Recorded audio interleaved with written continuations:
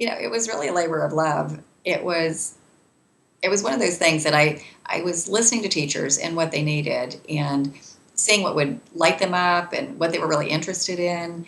And I found that the anchor charts, every time I'd show anchor charts, it was like, what are these things? They're so awesome. And this was like 5, 6 years ago before you'd see them all over the internet.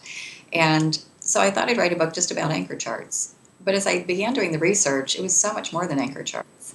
And I thought, yeah, I could just put them out there. But what I really wanted to do is show teachers how to use them in instruction.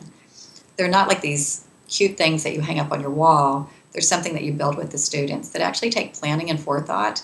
And what I do in the book is show you how to integrate those anchor charts into instruction. So how do you plan for them with their standards in mind? How do you think about academic vocabulary? How do you then use that anchor chart throughout your lessons and keep referring to it? And then one day I thought, you know what? What if I would take that anchor chart and put it in the station? What would happen? I found it became a beautiful scaffold. I did what I called mini anchor charts and moved those into the stations.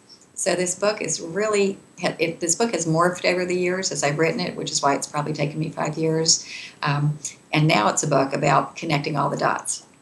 How do I take my standards, move from standards to strong whole group teaching, where I don't have to teach 50 different lessons to get kids to understand a concept, but how I can just take a few lessons and teach them well, and teach them with really high quality literature, using a variety of text, fiction, nonfiction, news articles, poetry, dramatic readings. Take those things that I've taught well and then move them to stations without having to think, what am I going to put in my stations? The key is teach well and move those things into the stations.